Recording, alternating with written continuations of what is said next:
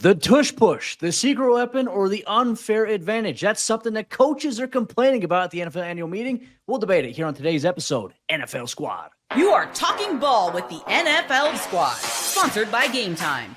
From the Chiefs to the Bills, Falcons to the 49ers, and everyone else around the NFL, it's the local experts of the Locked On Podcast Network bringing you scoops, breakdowns, and the most comprehensive preview of the upcoming weekend for hard-hitting football with our harder-hitting takes. Buckle up, it's the NFL Squad, and we have a seat for you. No hurt feelings allowed. Squad up, you're part of the NFL Squad. What's happening, everyone? Welcome into another NFL Squad episode here on the Locked On Podcast Network, where you know it is your team every day for all your favorite sports coverage, especially on the NFL side. We got a lot to break down today as we debate the NFL annual meeting, some of the rule changes, and some things have been tabled. You'll get that widespread discussion here on today's show. But first, I want to say thanks to our friends over there at Game Time for bringing all the action to the forefront here for our NFL Squad show. Make sure you use promo code LOCKEDONNFL for $20 off your first purchase. We got a jam-packed panel here today, folks. As always, I'm Cody Rourke. I'll host this for you here. Joining us today, our panel, Ross Jackson of Locked On Saints. He does everything here for all of us. Kevin Ostreicher of Locked On Ravens, and Mike Debate of Locked On Patriots here. And look, fun week that we had. We got to see all the head coaches sit around at tables with reporters. We got to see Mark Caboli go viral as one of those art imitating sports memes. It's a good time right now because now it sets the stage for the NFL draft here in a few weeks. But grab your favorite beverage, your favorite snack, whatever it may be, kick back, relax, and enjoy the NFL conversation we're going to bring forth your way here. NFL annual meeting, always a hot topic. Every year the committee gets together and they say, you know what? What is going on in the NFL what can we change? What can we tweak in the game? And the biggest talking point coming out of this week, the Tush Push, which I'm very curious for all of your thoughts because that was a subject that got tabled. There was one thing that they were looking to ban the Tush Push, which I personally think they shouldn't touch it. Ross Jackson, let's hear from you. Where do you go with this? Leave it in the game. If you can't stop it, that's not their fault. It's not their fault. Like, are we going to do this for everything that we can't stop? Oh, I'm so mad Patrick Mahomes keeps throwing passes because while he's laid out horizontally, are we going to ban horizontal throws? Like, what are we doing? Stop it. If you got a problem with it, figure out a way to defend it. If you can't figure out a way to defend it, show me the injury data that says that it's a risk, everything like that. And then if you can't show me the injury data, then what are we doing here? It's ridiculous. That's what a lot of people were saying. They were like, hey, like injury data. I'm like, no one has gotten hurt that I have seen visibly from this. Like, because you're cutting, you're getting low. People are like, oh, their spines. We have yet to see any player carted off the field due to the Tush Push yet. So they're going to table this for May. Yeah. And if we're going to do this whole like, oh, well, we got to get it out before somebody gets hurt, then stop playing the game. Like, what do you mean? Like, I don't know. That's such a stupid precedent. I'm going to just say what it is. It's a stupid precedent to set. I love that. Kevin Ostreicher, I want to ask you, like, we don't see this from the Ravens, but, you know, imagine a Tush Push with Lamar Jackson or Derrick Henry. That would almost be impossible to stop. The reason why Philadelphia, they're so successful at it, they have the biggest offensive line in the NFL. They're physical, and they got a quarterback who could squat 500 pounds. They got a running back who could squat 500 pounds. Like, it works for them because they have the pieces to do it. And, you know, I liked Lane Johnson. He tweeted out something, they hate us because they ain't us. And that's true. Like, what are your thoughts, obviously, on this proposal? Because I think there were 16 coaches that were in favor of banning this, which wild. Was John Harbaugh one of them?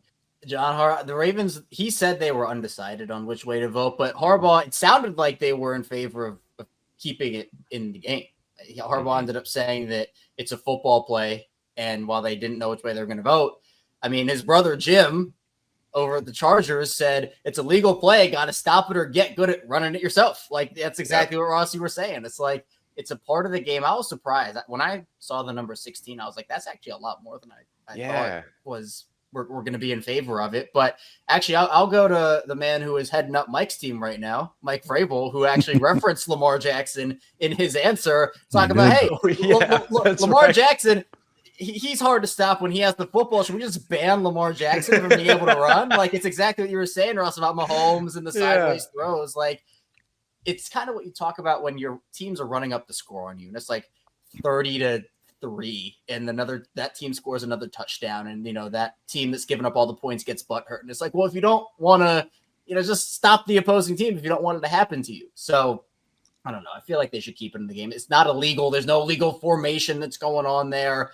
The Eagles have just found a way to use it to their advantage, which other teams have not. And I think, we shouldn't be complaining about it. The injury data, again, sure, if it was an unsafe play, there's a different conversation, but I don't really see the need. I mean, Sean McDermott mentioned the added force thing. I don't know. I think it's ridiculous we're even having the conversation. Mm-hmm. Mike Debate, how do you feel about the Tush Push? I mean, obviously, a team that your team faces twice per year, they have a variation of it, the Buffalo Bills, which I found to be interesting that Sean McDermott's complaining about it. Whereas right. Josh Allen's not necessarily linear forward. He's more so like attacking a gap and then diving. It's almost kind of the same exact thing. So I really don't understand where the ground is. Are we gonna now prohibit Josh Allen from doing that in games this upcoming season?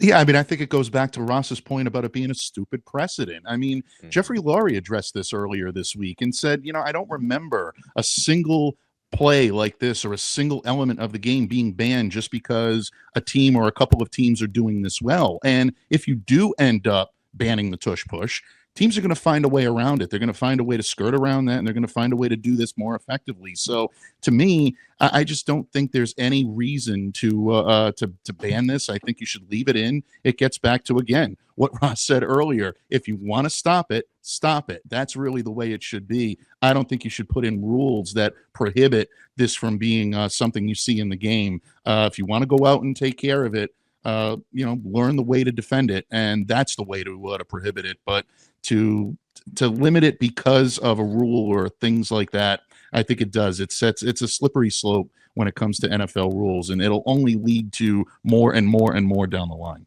Could you imagine 2008, the competition committee gets together and says, you know what, Ricky Williams, he's killing us with the Wildcat. We got to stop this. Like, we can't allow this to happen. Ronnie Brown and that Dolphins team, man. Oh. Right. Even the kickoff, right? Like the kickoff, there was legitimate injury data that said that the kickoff was dangerous. What did they do? They found a way to make it safer. And they did it successfully, by the way. I love the new kickoff rule.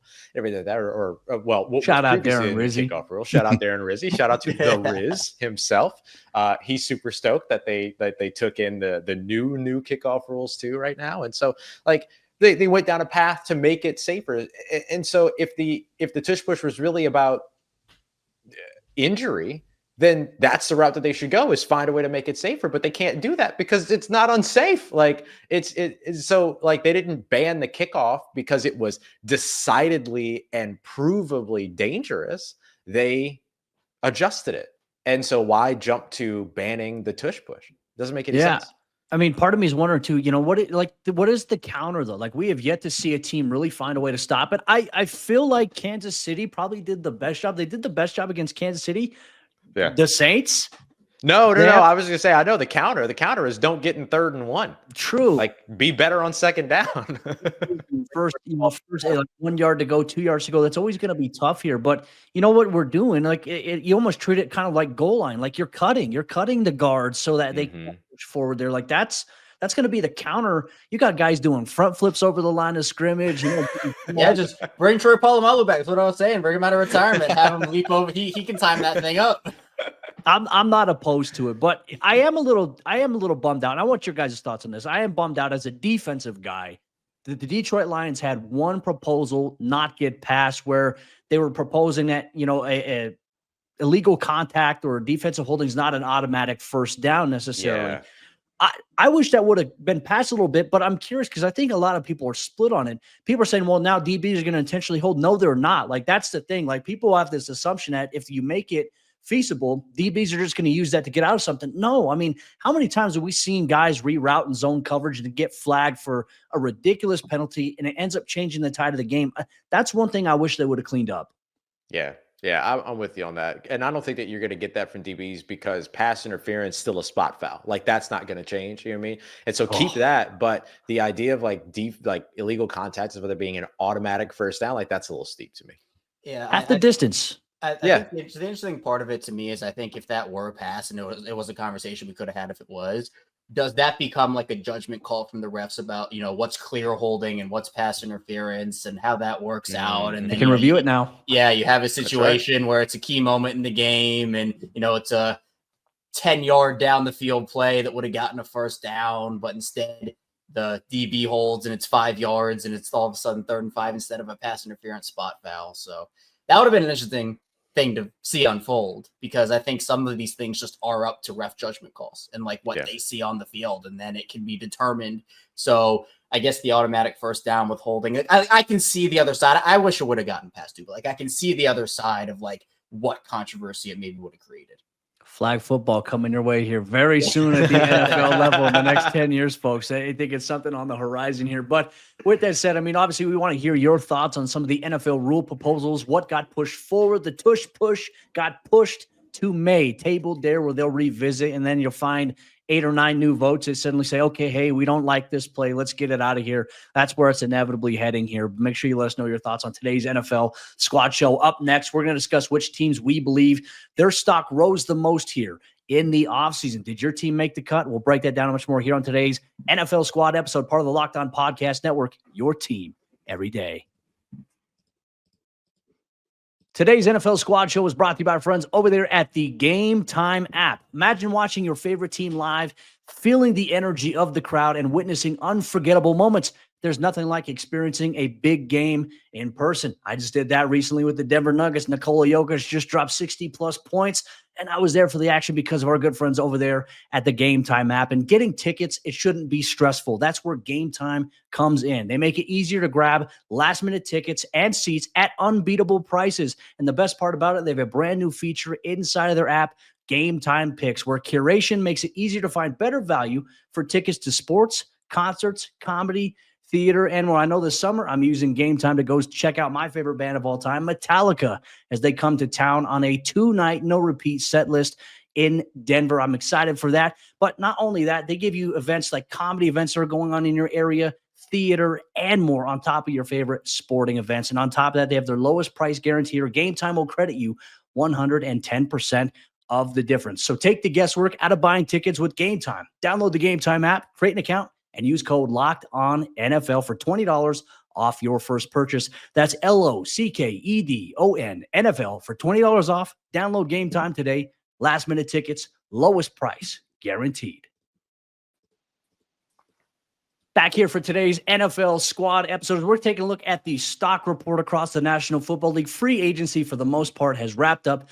We're on to the NFL draft after the NFL annual meeting, and there are a handful of teams whose stock rose and whose stock fell this offseason. Did your team make the cut? Joined as always by Ross Jackson of Locked On Saints, Kevin Ostreicher of Locked On Ravens, and Mike DeBate of Locked On Patriots. I mean, gentlemen, outside of some of your teams here, we're going to discuss the teams that are here, but I'm starting with you, Ross.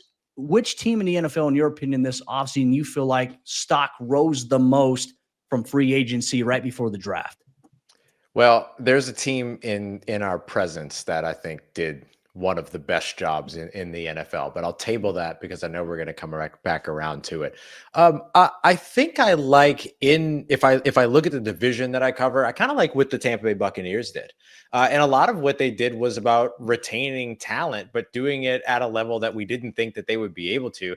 Jason Licht says that it's all about the quarterback in Baker Mayfield. I think it might really be about the boat parties, but I think that it's great. I think that organization has proven to be one of the more better run organizations around the league. And I think that the Bucs have done a really, really solid job here over the offseason, retaining talent, bringing in additional talent as well. Keeping Chris Godwin was something I'll completely admit I did not think they were going to be able to do this season, especially with the other weapons they have and all this stuff, with the rise of Jalen McMillan and Mike Evans still being there and everything. Like, maybe that's not a situation Chris Godwin wants to go to finish out his career. He might want to go somewhere where he's the guy, but he didn't. And so I'm going to give Tampa Bay a little bit of love. That's a team I don't think that gets it in a lot of these conversations, and I think they deserve it. Should make that NFC South Squad Show a little bit later on as we build up the preview for the season. Very interesting that Ross was giving out compliments to the Bucs. That's crazy. Oh, Mike DeBate, Locked On Patriots. If you had to pinpoint a team who you feel like stock rose the most in the offseason, where are you leaning at here? Yeah, I'm actually going to give you a little bit of love here, Cody. I know that we're, looking at the Denver Broncos, and I know you're going to go into that in a little bit, so I don't want to take too much of that. But I was very impressed by the moves that they made this offseason, and I think they've made a lot of strides to be able to move forward. there are a handful of teams right now that you take a look at that have done a pretty good job. I want to give a lot of love to the Chicago Bears and what they've done to that offensive line, simply because Caleb Williams last year was running for his life. And I know all about teams that need offensive line help. And anytime you add someone like a Joe Thuney into the mix, you're adding not only such a high quality player, but a high quality guy in that locker room. And that's so important for a team that is trying to move forward and trying to groom a young quarterback into becoming one of the more solid teams in the league. So I look at Chicago as someone that definitely moved themselves forward. Now, are they going to be able to compete with the Green Bays and the Detroits and the Minnesotas in their division? That, I think, is still a conversation for another day. Those teams are still clearly, I think, a cut above. But if you want my opinion on a team that did the best job they could to help themselves for not just 2025, but subsequent years, I'm looking at the Chicago Bears. Well, Ben Johnson has some spicy words a little bit, from LaFleur over there in Green Bay, because he said one of the things when he was introduced as the Chicago Bears head coach, he's like, I really looked at beating Matt LaFleur 2 times a year.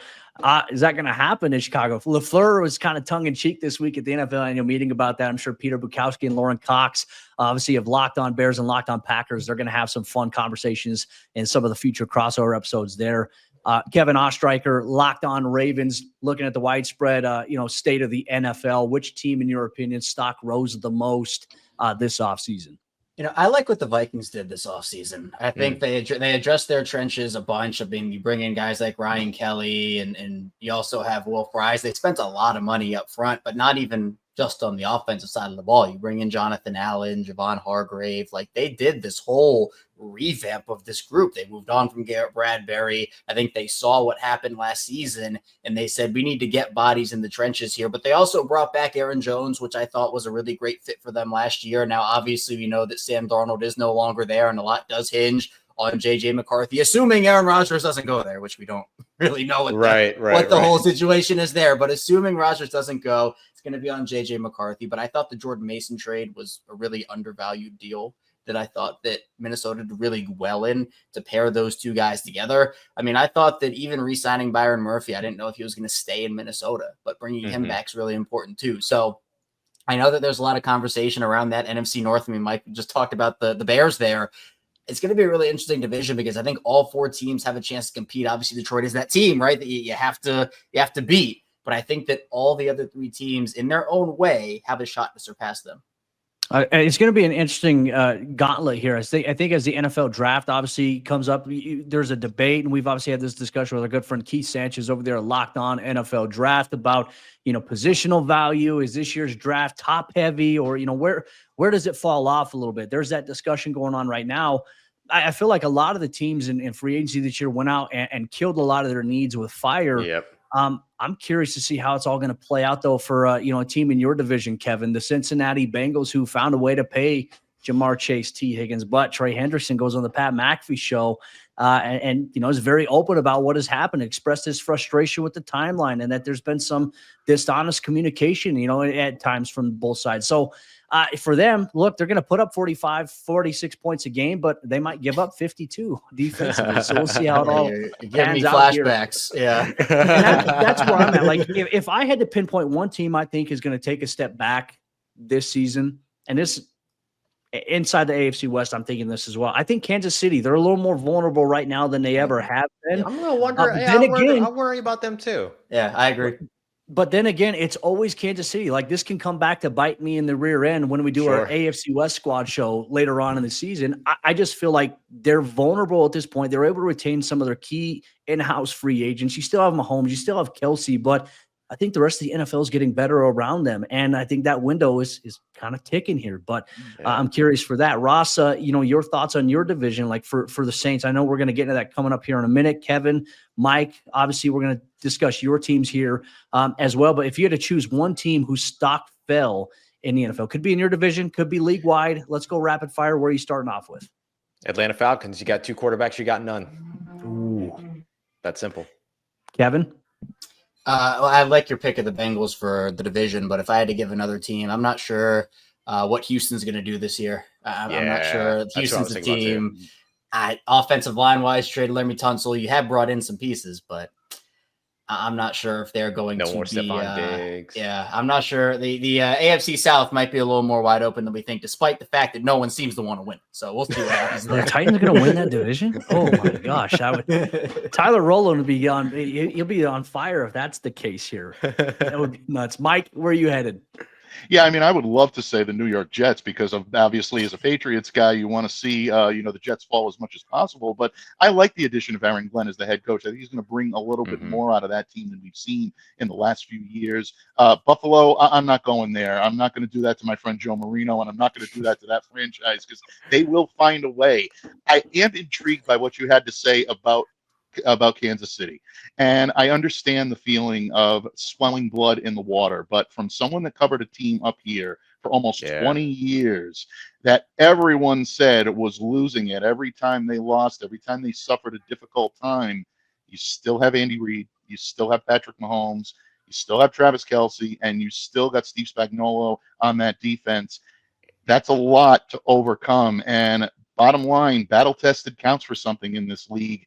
Don't count out the defending AFC champions until they're actually gone. That team is not dead. I've seen the New England Patriots rise from the dead several times after being left on a cliff, so to speak. That's a very difficult slope to travel. So I'd be very careful about saying Kansas City's epitaph is ready to be written.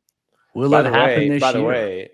By the way, New England got better this offseason, in my opinion. I like what New England's done. That was the team that I had reference to about like one of our teams really took some steps forward. I thought the Patriots did a great job this offseason so far. Yeah, I really do. I agree with you. The Patriots had holes to fill. They filled them. How they're going to shake out on the field is still a matter of conjecture. How are these guys going to come together? But needed help on the defensive line. They got Milton Williams. You needed help on the opposite side of Christian Gonzalez. You went out and got Carlton Davis III. You needed help in that receiver room. You went out and got Stephon Diggs. Now, I know a lot of people are saying he's not going to be the same coming back from an ACL.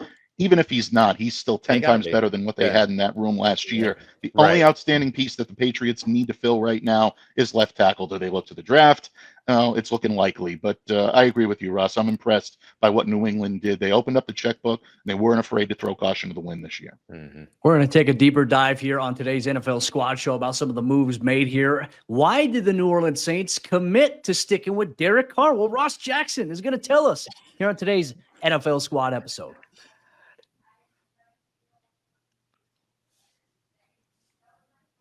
The car still runs in New Orleans. Derek Carr obviously sticking with the New Orleans Saints here this offseason, or the Saints sticking with him. But is that the long-term plan here under Kellen Moore? We'll break all that down here on today's NFL Squad Show. We'll go around the table and talk about some of the bigger storylines with each of the teams here that are represented here today. Ross, let's start off with you. I found it a little interesting that obviously with Kellen Moore coming on as the head coach, I think all of us were wondering, are they going to rip the Band-Aid off, commit to a rebuild and say, hey, we're going to do this the right way? But they're sticking with Derek Carr. And look, I think if people, the everydayer has been tuning into Locked On Saints, there's a lot of interesting insight as to why they did that. Yeah, I'll tell you exactly why it is. Money, money, money, money. That's what it's all about, baby. Or if you're a musical fan, money, money, money, money, money, money, whichever one you like. Yeah, man, it's all about the money. Like the New Orleans Saints were $60 million over the, or $50+ million over the salary cap when they got into the offseason. And a big part of the mechanism to be able to get under the salary cap was restructuring Derek Carr and having $30 million saved against the salary cap immediately. And it cut their overage in more than half. It allowed them to be able to go out. They're now sitting with a near $30 million surplus. Gentlemen, when's the last time you remember the New Orleans Saints having $30 million to spend? Right? So this is a while. It's been a minute. It's been a minute. There was an old guy named Drew Brees still in the building at that time. And trust me, it was early in his tenure. It was a money move. Like, it's what you got to do. And look, they could have moved on from him in other ways and still save money and things like that. They could have talked about a pay cut. He said he wasn't willing to take a pay cut. Even if he was willing to take a pay cut, what plan did they have behind him at quarterback? And so if those other options were available, that I think it goes to show you that, like, they want the veteran quarterback for this year as they undergo their transition, as they get into that first year of Kellen Moore. And it gives Kellen Moore kind of a freebie for a year, right? That ain't his quarterback. right? That's somebody else's quarterback. And then he gets an opportunity to kind of start fresh again next year with a new guy. But 2025 is going to be all about, running it back with Derek Carr, seeing what they can get, and then figuring out what they're going to do at the position moving forward after that. Although I wouldn't be surprised to see them start very openly planning for days after Derek Carr here this offseason. So it was kind of like what Sean Payton did with Russell Wilson when he came in, essentially like, Right. hey, I'm tied Yep. to him, but you don't have as drastic of a dead cap looming over your head, when it comes to Derek Carr as the Broncos did and currently do with Russell Wilson. Still $32 million on the books this year. It's off next year. And then Sean Payton's going to be cooking in free agency at that point even further. So we're excited. Ross, real quick question, kind of a pivot here. Were the salary cap issues in New Orleans, was that a Sean Payton thing or a Mickey Loomis thing? So it was a COVID thing is really what it was more than anything else. Like the Saints will always operate at a deficit. Like their healthy salary cap life is being $20 to $30 million over the salary cap for the upcoming year, because why not?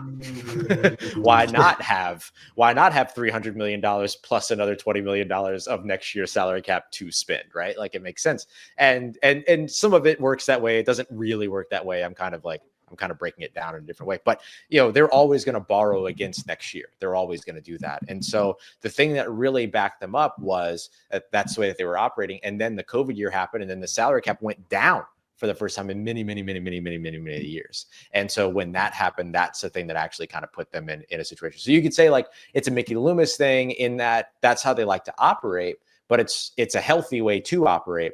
The only issue the thing that really caused them issues was the players that kind of sunk a little bit towards the end of their career as they aged, and then the COVID year, which really backed them up so they couldn't get out of those aging contracts in time. It was tough position to be in, but obviously they're finding a way to manage there. I know that COVID year, Sean Payton and Taysom Hill came to Denver. Latavius Murray ran all over the Broncos. I'll never forget that. Was that the hold on. Kendall Hinton? Was that the Kendall Hinton year? Yep, the Wow. Kendall right there. Wow. My goodness. Which is crazy. He didn't get the start because they came out in Wildcat with Phillip Lindsay to start the game, and then Kendall Hinton came in and then took his lumps along the way. But what they were talking about the coaching staff, they were trying to see if somebody from the coaching staff could go out there at one point, like all of this stuff. Like it was crazy. Unbelievable. We would have seen a dead body in that, especially against that Saints defense that year. That would not have been an ideal situation. Kevin Ostreicher, obviously, we've been doing these squad shows quite some time. One of the things you talked about is the Ravens finding that edge rusher. In your opinion, are you comfortable? Are you happy with the moves that your team has made here this offseason? What is the state of the Ravens right now going into the draft? Yeah, man, I think they've gotten better. There's not really anybody they lost that's making me lose sleep at night. And I think that's different from the past couple of off seasons where the Ravens have had a big laundry list of their own guys who they've either had to bring back on big deals or just not bring back at all. And they now can operate from a space where your floor is most of your team that you had last season, which found their groove offensively and defensively. Obviously, it didn't work out for them in terms of a Super Bowl, but now you've added DeAndre Hopkins and you've added guys like Chidobe Awuzie. Just move for move, I think that DeAndre Hopkins is a much bigger upgrade over Nelson Aguilar than some people might think. And then Chidobe Awuzie over Brandon Stevens. A lot of people in Baltimore are very happy with that move. So they haven't found their edge rusher yet. I mean, it's not that their pass rush was bad. Von Miller's still out there. You look around the rest of the division, and the Browns have a guy like the guy in Myles Garrett. The Steelers have the guy in TJ Watt. The Bengals, for now, have the guy in Trey Hendrickson. So maybe for Baltimore, they don't have that guy. You know what? Maybe we just start the Trey Hendrickson to Baltimore agenda and we leave it at that. I tried the Myles Garrett one. It didn't work out for me. Now we have another opportunity in division to make a deal, make something happen. The Ravens have 11 draft picks, and I don't know about for you guys, but when I'm doing the mock draft simulators every week, I get to like pick 8. And I'm like, I don't know who else to take. I don't know what position I'm going with because I've taken 2 DBs, 2 D linemen, 2 O linemen. And I'm just like, there are no more needs that I need to take. So I'm taking backup quarterbacks, 4-string running backs at that point. Trade up. Hey, Ravens have a couple of picks that they could maybe operate with. But I think that overall, if the season started today, and really if the season started today, because 2 of these teams in the division don't have quarterbacks, and the Steelers and the Browns, I think the Ravens would still win it. They're still my favorite. So we'll see. Which, by the way, team that upgraded this offseason, the Cleveland Browns because they're finally taking their medicine around that terrible, awful Deshaun Watson pursuit it was. and trade. You know what? From Ravens' perspective, I enjoyed the. I enjoy. Although the one game Deshaun Watson had against Balls, he came out in the second half with a dislocated shoulder, went perfect from the field, and beat the Ravens in Baltimore. And then it was announced that day that he had like dislocated his shoulder and he was done for the season. I'm like, of course this happens to the Ravens. But yeah, I mean I cannot tell you how much that set them back draft capital wise, salary cap wise, positionally. Yep. Like, look, from a AFC mentally, from an AFC North perspective, it took out a competitor for the Ravens for a couple more years. Although not that Cleveland has been a Ravens competitor for the majority of. Takes a lot to admit that as an organization, though. Like, hey, we messed up. It's like it was a big swing and a then miss. I think Deshaun Watson posted workout pictures of him in the facility. Like the day after he said that. Sit down, Deshaun. Sit down, bro. He ain't going to be doing much moving around with that Achilles re-injured there at that point. Yeah. I mean, that damaged goods at that point. Now, the next thing in the AFC North is everybody, like Ravens fans, Bengals, Browns, everybody's hoping Aaron Rodgers goes to Pittsburgh. Because I think as much as I think, Rodgers has had a great on-field career, we're getting to the point now where pass rush is going to get to him. What are you paying for? 30 plus, 40 plus million a year for a 10-7 record, 9-8 record? Feels like that's what it could be. I want to open up an interesting conversation here talking about Aaron Rodgers. Unfortunately, for some reason, he's still on the radar of having to be talked about, which is crazy, right? It's nuts when you think about it. Is this the year? I want all your thoughts on this. Is this the year? If the Steelers do in fact sign Aaron Rodgers, is this the year Mike Tomlin has his first losing record? Ooh, Mike? Losing.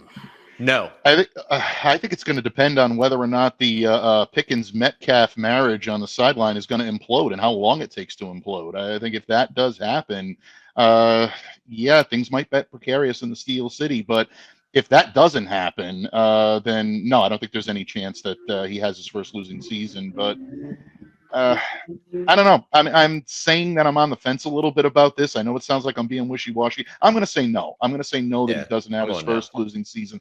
I think Aaron Rodgers is still too talented of a quarterback to let that happen. But boy, I'll tell you, it's going to be a fun sideshow if he does sign there. I'm really looking forward to watching this unfold all year long. Yeah, he ain't have losing seasons with Kenny Pickett. He ain't have a losing season with Mason Rudolph. He ain't gonna have a losing season with Mason's back though. I mean, we're to the point now where Steelers fans want it to be Mason Rudolph, or Jackson Dart or Jalen Milroe. Like they're like anybody but Aaron Rodgers at this point. And now Cam Hayward's walking back his comments. Deshaun Elliott was saying that Rodgers should be in a retirement home or something. So I don't know what that dynamic is going to look like, especially because the wide receiver room with George Pickens and DK Metcalf has its chance to be its own sideshow. That's an opinionated room, man. Who's sticking with number 14? I didn't quite catch that. DK's number 4. So Pickens is Pickens is 14. I was surprised they didn't have like a celebrity boxing match with Le'Veon Bell to be able to get that going. Figure out who's dope. I'd have bought that. Yeah, they've had some personalities in Pittsburgh over the last. We'll get it on.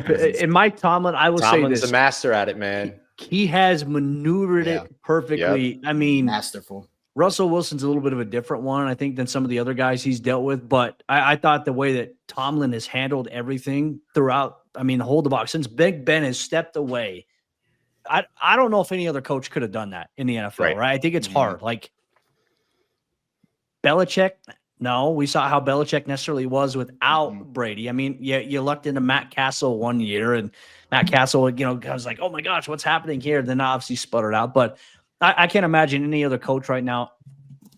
McVay, maybe, I don't know.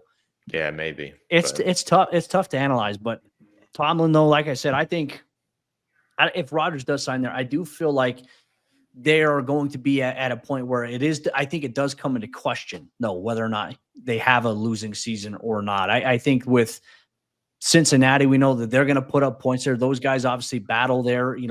Any AFC North matchup is a bloodbath. Kevin knows it. Kevin's stress levels probably indicate that on Sundays whenever those teams play.